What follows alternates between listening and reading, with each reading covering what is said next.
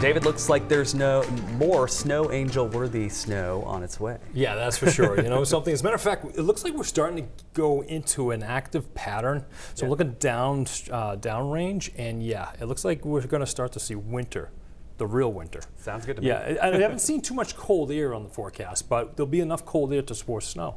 So that's what we have to look forward to over the next couple of weeks. So, but let's get through the first storm that we're talking about on Thursday night into Friday. But take a look at the temperatures out there right now. I mean, as I was saying before, look at, we're in the mid-30s down from Portland over to Sanford down to Portsmouth. I mean, this is just unheard of. 33 in Wiscasset. You have to go up to Bangor before you start falling below freezing. That's 0 Celsius, by the way. Freezing 32 Fahrenheit. 30 degrees in Bangor. 32 over in Freiburg. And to the north, you're in the upper 20s. And right now, the winds really aren't too much of a factor. They're light out of the west and really not doing too much right now. We have a weak system over the Great Lakes. That's going to continue to spin out and move to the north. Trough of low pressure, warm front moving through our area right now. And that's what's bringing us a few sprinkles and a few showers. You probably saw them sneak through the area earlier.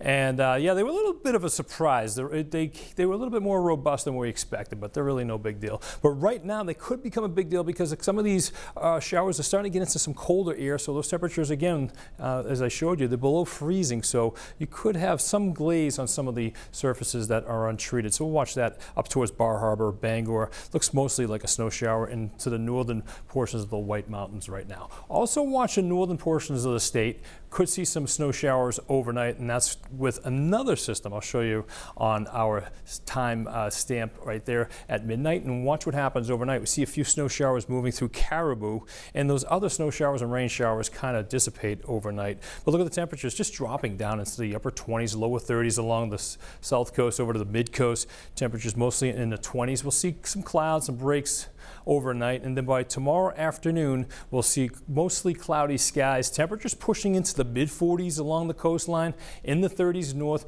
Can't rule out a stray sprinkle or shower here or there, but for the most part the day remains dry, even an isolated snow shower across some of the higher elevations. Then by tomorrow night, 6 o'clock, things start to dry out. We'll see some clouds breaking up, and then tomorrow night temperatures drop back into the 20s, but still above average for this time of year. And that's kind of the theme that we've been talking about. We're going to see temperatures mostly close to or above average as we go through Wednesday. Tomorrow will be above average. Then on Thursday, the temperatures will be a little bit cooler in the 30s. But as we go through Thursday, look at this. The system over the Ohio River Valley, that starts to eject eastward. That milder air to the south will run into some colder air that moves in right before the storm arrives. And then we'll start to see some snow breaking out by about 5, 6 o'clock. And maybe at the onset we could see some sleet, even some rain mixed with snow, but by the overnight hours I'm pretty confident that there'll be enough cold air to change everything to snow right down to the coastline, even to the New Hampshire border, to the Massachusetts border as well, as the system moves towards our south. And then overnight Thursday night, I think that's when we're going to see our heavier snow bands coming through, and that's what we'll be watching closely. And then by Friday afternoon, everything clears out. By Saturday morning, everything's cleared out. The weekend looks fantastic, but then after that, we're watching something else for Sunday night. So in terms of snowfall, I think the jackpot's going to be western and southwestern portions of the state into New Hampshire, over to the Lakes region, Laconia, probably about 5 to 7. But we're going to watch this. We'll probably have to tweak this tomorrow. 3 to 6 inches, a little bit less maybe along the coastline where we see the chance for some rain mixing in at the onset. Then 1 to 3 towards the north. And again, this is subject to change depending on the track of that storm system as it moves through. It's not a big snowstorm by all means, but it's just something, again, that we really haven't been seeing that much. It's just a weak system that's going to be moving towards our south, but it's going to bring enough snow to make things a little bit interesting during your Friday morning commute. Marine forecast seas 3 to 4 feet tomorrow. Water temperature dropping into the lower 40s. Winds out of the west 10 to 15 knots. It's just 7-day forecast. And again, tomorrow doesn't look too bad with temperatures in the 40s. I mean, great day if you're getting out there to do some skiing, a couple of sprinkles possible.